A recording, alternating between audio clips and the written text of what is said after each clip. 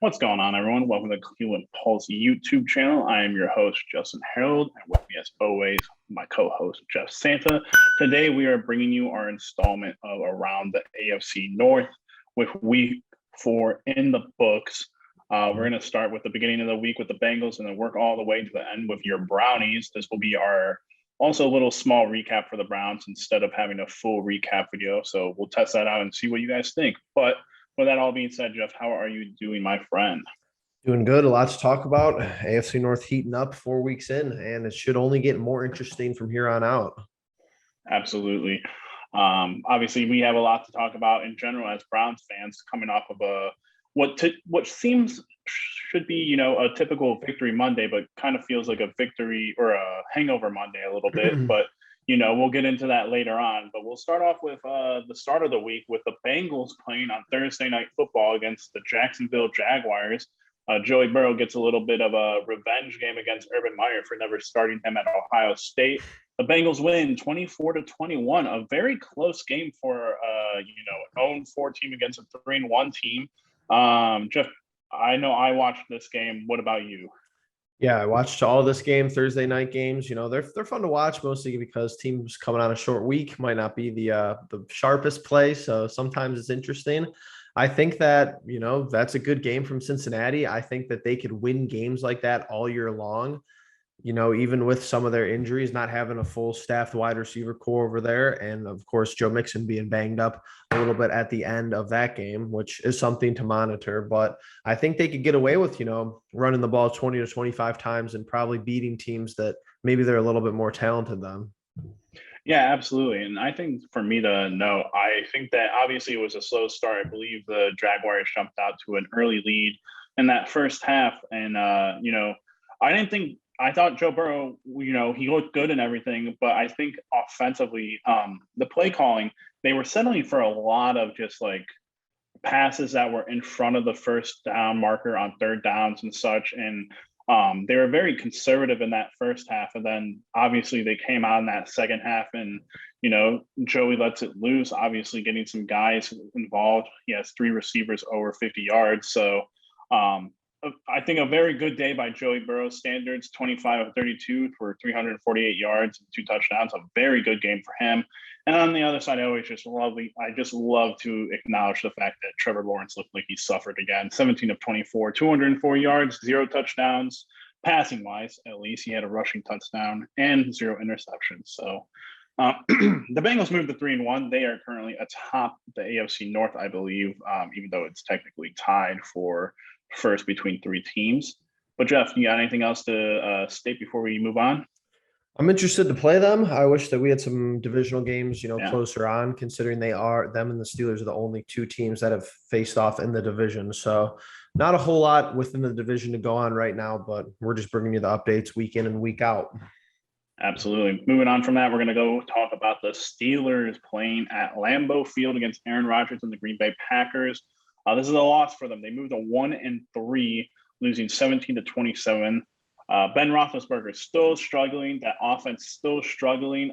They led in the first quarter, I believe, 7-0, and then there was no looking back for the Green Bay Packers. Obviously, Aaron Rodgers got going to a hot streak with his old friend Randall Cobb, and they never looked back. So obviously, the Steelers team still. Obviously, I don't know if anyone else saw it, but I saw Juju Smith-Schuster pull a Johnny Manziel and kind of slam the iPad after looking at a play that he messed up on. And Juju so close to being able to score a touchdown, pass just out of reach. So I love seeing the Steelers struggle, but really, it's really hard to pinpoint what is going on there exactly. I think, like Jeff has alluded to in the previous weeks, the offense just has very little identity of what's going on.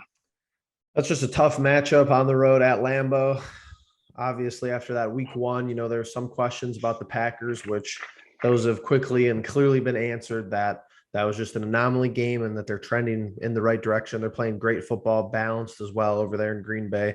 But that's just what I want to say about like the offensive line. Like, if you think that the Browns offensive line is playing, poorly, if you're someone out there who's bought into that narrative, You really must not watch the Steelers game because that's like an actual bad offensive line, no running Yeah. game.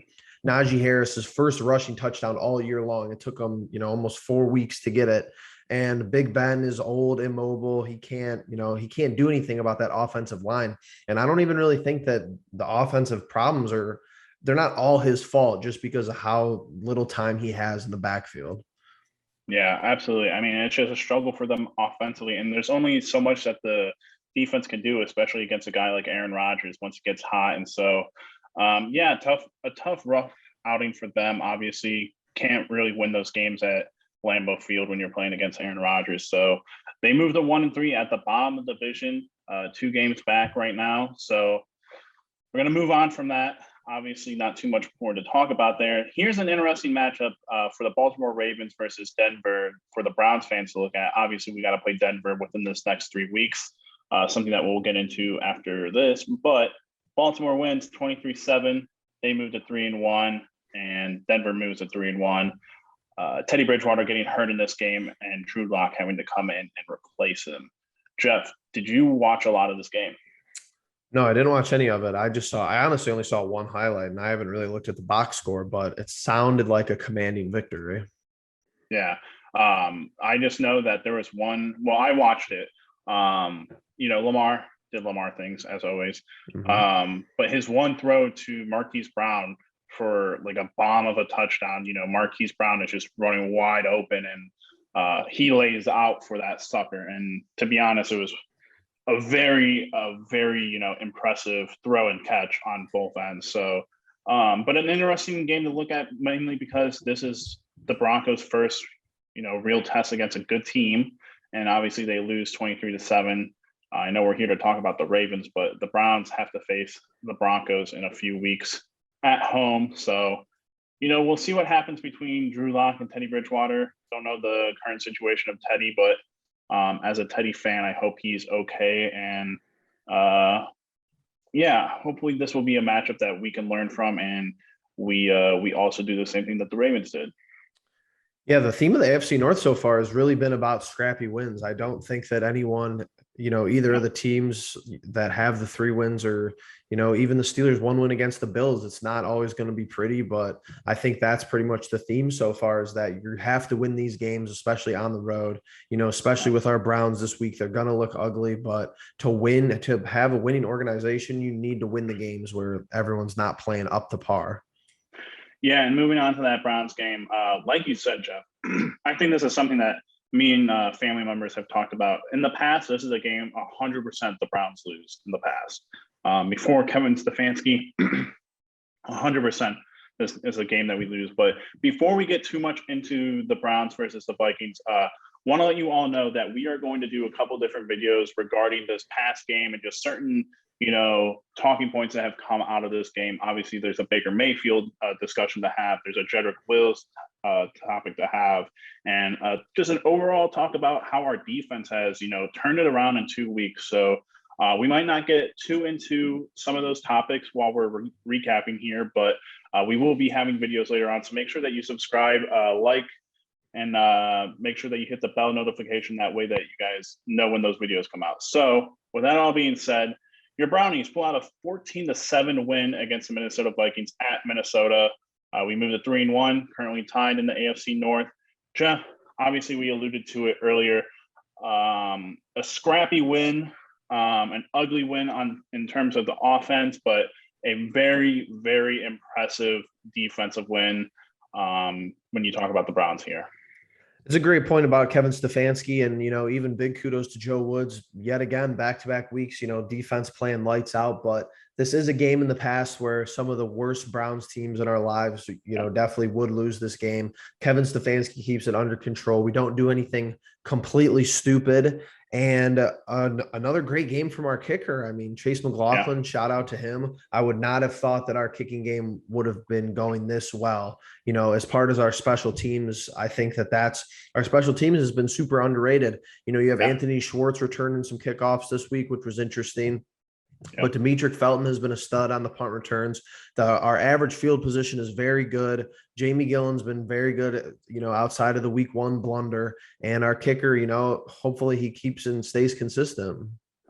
Yeah, absolutely. And I think it's worth noting that, the special teams has been fantastic, and they're even trying some things out now with Anthony Schwartz returning kicks, which I thought would happen earlier on in the season. But I think he took it out. What I heard is he took it out the first time Yeah. and, like, I don't know, limped off the field or slowly came off the field. So who knows, what's going on with that situation. I believe they had Dearness Johnson back there for the past 3 weeks. So we'll see how that evolves. But moving on from that, I think the only other thing that we're really going to touch on, or the big thing that we're going to touch on in this one is, I wanna just, Jeff made a tweet about it on our social media, on our Twitter page about, Nick Chubb being the second leading rusher. Yet there's a narrative online that, Nick Chubb hasn't looked good for the past 2 weeks, or, he just hasn't looked like old Nick Chubb. However, he rushes for 21 attempts for 100 yards in this game. And again, like I said, he's the second leading rusher in the NFL right now.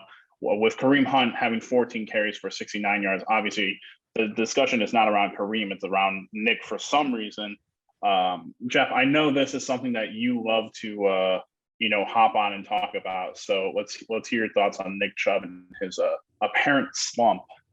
The best part about Twitter is that we probably could start a whole new series where just every week, literally like Sunday, we could just take tweets from Sunday and Monday and just react to them. Like we could just take turns putting together like 5 or 10 tweets and just seeing how we react to how people, feel about the performances, because the narrative is just so bad, man. The narratives are so bad. I think that the Browns fans, with our increased success, that it's just been the hot takes are bad, the regular takes are bad, and people look at the game and think that, I know that's the good part about being a competent franchise, though. Nick Chubb rushes for 100 yards and people are saying that he looks off, or he looks, something's wrong with him, which, I'd be very scared to see what he looks like when he's not off, apparently. Exactly. That's what I'm saying. But, that's a fine line too. It's not like, we don't wish poorly on anyone, and we don't wish, we want everyone to excel and do great in their role. But I mean, just because we only score 14 points doesn't mean that our running backs are, having a down week. Yeah, absolutely. And I think that, when it comes to Twitter takes, obviously people are entitled to their opinions and everything, but I think it is also fair for us to have the opinion that we have seen quite a few off the handle tweets that are just, emotionally triggered and just, highly, I mean, they're hard to read for me. I mean, I sent Jeff, I think 2 of them, and he sent me one, and, our reactions are our reactions, but listen, you think that the wheels on the bus are falling off for the Browns, with the tweets that are happening, but we're currently sitting at 3-1, tied in the division for first place. But hey, I guess it is what it is. Nick Chubb doesn't look as good as he used to for some reason. Obviously, we shouldn't center around that talk because there's someone else that does not look as good as he used to. But Jeff, what else do you want to talk about before we move on? I just think you gotta look at it with a grain of salt. You gotta look at it with the silver lining as much as possible. Of course, there's going to be stuff to critique. Of course, there's going to be things that we can improve on. And, the guys know this. I think that that's the main difference. People talk about some of the negative sides of the game. And in prior years, we would talk about that and nothing would change. But with this organization, with this coaching staff, that everything's going to be done in their power to make sure that the mistakes are fixed. Yeah, and props to Kevin Stefanski in terms of, just the identity of this team and the grittiness in terms of how they, get wins no matter what the cost. Obviously, they have that mindset of 1-0. It's currently Victory Monday, but, this team is currently 0-0 now. That's just their mentality, and I like that for the case that, there are some players that need to shrug off this game and move on. But, Jeff, in terms of talking about this game anymore, do you have any other thoughts? Nope, we're on to next week. We're, West Coast trip should be an interesting one. We'll definitely have the preview for that, and there's a lot to talk about. Absolutely. Like I said before, everyone, we are going to have a couple other videos talking about this past game in terms of Baker Mayfield, Cheddar Quills, the defense. Obviously, we are going to harp on the defense in terms of how great they've been. you know, in the last game against the Bears, and especially in this game against the Vikings, because I'm gonna do it right now. I'm gonna do it in that video, but I want to shout out Greedy Williams for, you know, what he did and everything. So with that all being said, like I said, subscribe, hit the bell notification, leave a like, leave a comment, let us know what you guys are thinking of the AFC North so far. 4 weeks through, 3 teams in the lead for number 1, and the Steelers at the bottom. So with that all being said, we'll catch you in the next one. Peace.